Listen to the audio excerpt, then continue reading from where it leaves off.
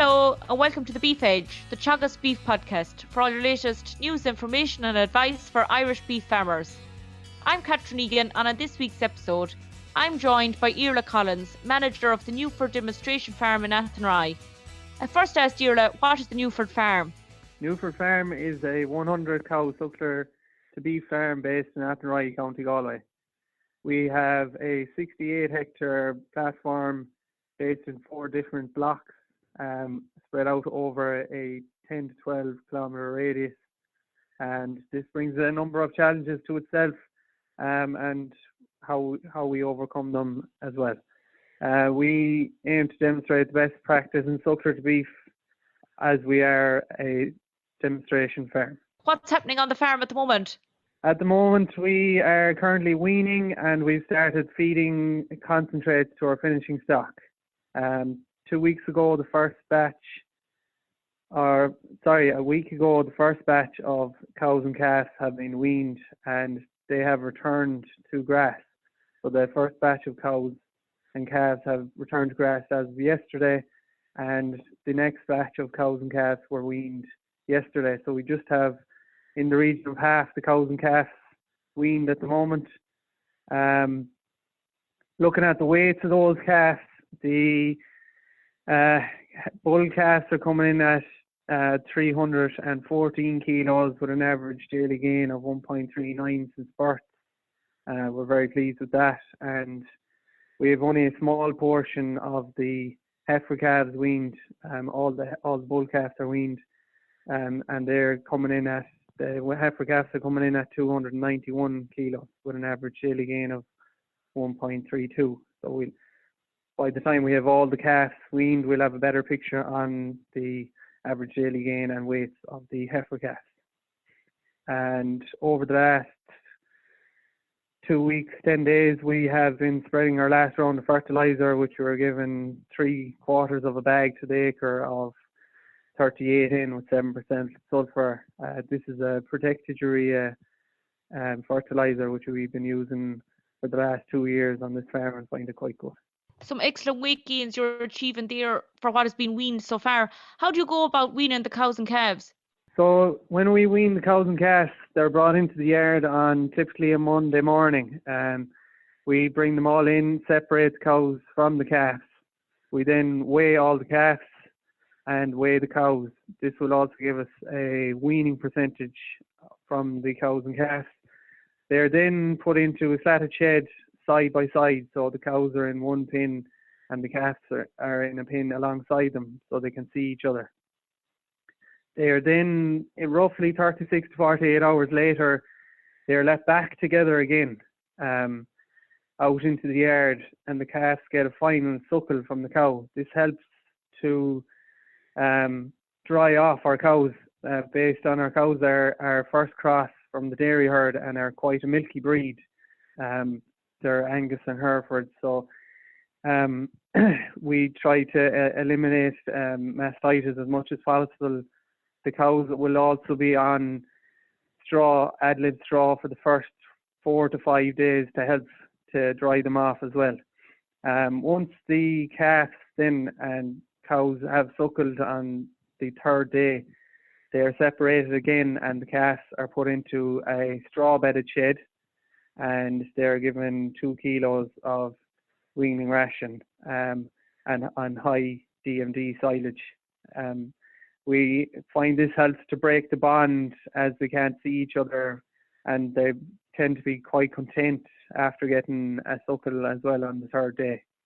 And it just helps to reduce stress and bring down our levels of pneumonia and so forth. Are you participating in the Beep S scheme this year? Yeah, we are in Beep S this year. We've gone with the options of weighing, meal feeding and fecal sampling. We've gone for the weighing. We weighed all the cows and calves back in early July, and we've gone for the meal feeding as well. This is done 4 weeks. Calves are started on meal 4 weeks prior to weaning. How we do this is we try to creep graze the calves we're using horse PVC stakes, and then we also put the troughs into the paddocks ahead with the better grass to feed the calves in, and this helps to keep the calves grazing ahead of the cows in the top quality grass, and it also starts to break the bond between the cow and calf, and it reduces stress on both when weaning as well. Iarlaith, how has breeding 2020 gone? Breeding 2020 was relatively good. Happy enough with the results we scanned there. We scanned the first bunch of cows in July as well. The first 73 cows were scanned, and 72 out of 73 scanned in calf.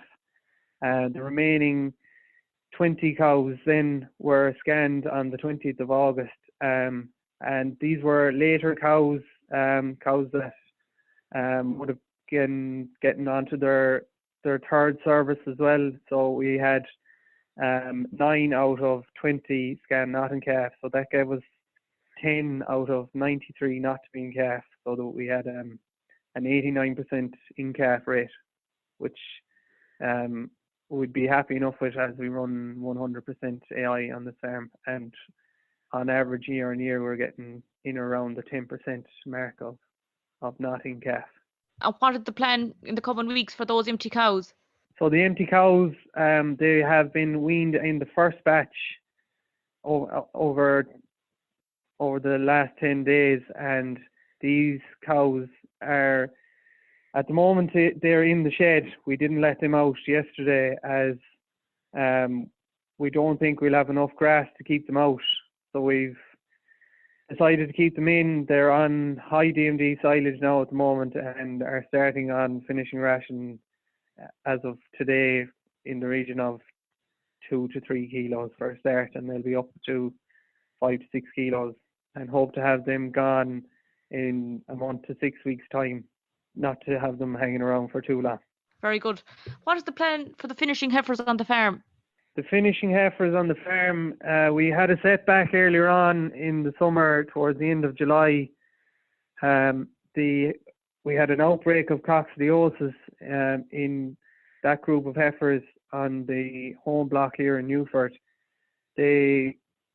One heifer showed initial signs and she sadly died on us, and then examining through the rest of the heifers, we found 10 more with similar signs. So therefore we had to treat the whole group with product, and that gave us a 60 to 63 day withdrawal.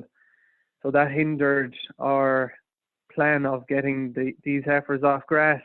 Ideally we'd have a nice portion of them gone at the minute. So what we've done in the last 2 weeks is we've divided them into 2 groups. There's 39 heifers in one group. They're averaging 526 kgs. They're on grass only, and we hope to have those heifers gone on roughly the 5th or 6th of October, that they'll be out of their withdrawal period. And there's 18 heifers in another group. They're on 5 kilos of low protein, high energy finishing ration, and we aim to have hopefully 5 or 6 of that group to go with the rest of them, and then the latter of them will have to get extra feeding to get them finished off for the rest of the duration of them. And in relation to the finishing bullocks, what's happening with them at the moment? The finishing bullocks, three bullocks were slaughtered on the 3rd of September off grass. They were just under 19 months of age. They were 368 kilo carcass, and they came into an average grade of R equals 3-. And there is 43 steers left at the moment. They're still at grass, and they're being brought into the yard on a daily basis to receive 5 kilos of the same ration that the heifers are on. We'll aim to weigh those early next week and plan to draft them as they come fit. Hopefully have 2 to 3 more next week, and so on and so forth. Try to get as many as we can away before they have to be housed, before they lose performance. What's the health plan on the farm in the coming weeks? The health plan on the farm in the coming weeks is we the weanlings all have to receive their 6-month IBR booster. We try to do this after they're weaned and before they're housed. So the weanlings that have got out yesterday, we hope to keep these out until late October, early November, all going well, and they will receive their IBR booster, and this will help to reduce our pneumonia cases during the winter, as we find giving the IBR vaccination during weaning or prior to weaning can upset them. They have enough going on, so we try to space everything out. They'll also be fecal sampled in the coming weeks, and we will go with either a fluke or a worm dose based on those results. The finishing stock then, which will be housed hopefully later on, their backs will be clipped. They'll be treated for lice as well also when they go in, and that will keep us going then up until towards Christmas time, when our cows will start to receive their rotavac corona before 4 to 6 weeks before they calf in early February. That's great. You mentioned earlier on in relation to grassland management on the farm and your fertiliser applied now for the autumn. How has 2020 been for growing grass on the farm? 2020 was a fairly good year for growing grass here in the west. I suppose we didn't spare the full drought down this side of the country in early May and June. We have grown in the region of 10 tonnes of dry matter to the hectare so far this year. We got two good cuts of silage, one in early June for the cows, and we also got another one there in the middle of August. So the second cut has put us back slightly on grass. It should have been harvested in early August. Due to poor weather conditions, it was delayed for 10 to 12, 14 days, and this is why we've had to wean earlier to build covers to have grass for the weanlings and finishing stock out. And this is why we also haven't let out our cull cows at the moment, to try and reduce our demand, as our demand is at almost its peak now at the moment. How long will you be extending the grazing season for the weanlings that you've mentioned? So the weanlings, they'll be, when they're turned out, they'll be getting 2 kilos a head a day of an 18% weaning ration while outdoors, and this helps to reduce their demand on a daily basis. We will house our cows and heavier stock to avoid damaging the ground, and also extend our grazing season for our weanlings, as this is quite important, as they can perform well right up until November. And in the coming weeks, what do you see as critical management tasks on the farm? Over the coming weeks now, we will be testing our silage. Testing our silage is one of the first things we need to do, and this will give us an indication as to what quality silage we have based on our first cut, and this will tell us what concentrates will need to be fed to weanlings and finishing stock based on the results of that, and it'll also help with our fodder budget for the winter as well. Thanks, Iarlaith, an insightful update on the Newford Demonstration Farm. Thank you, Catherine. That's all for this week's episode, and my thanks to Iarlaith for joining me on the show. You can catch up on all other shows and interviews from the Beef Edge podcast on the Teagasc website at teagasc.ie, or you can listen on Apple and Google Podcasts as well as Spotify. Don't forget to rate, review and subscribe so you never miss a show. For all other updates from our beef programme, keep an eye on our Twitter and Facebook pages. Until next time, I'm Catherine Egan, and thanks for listening.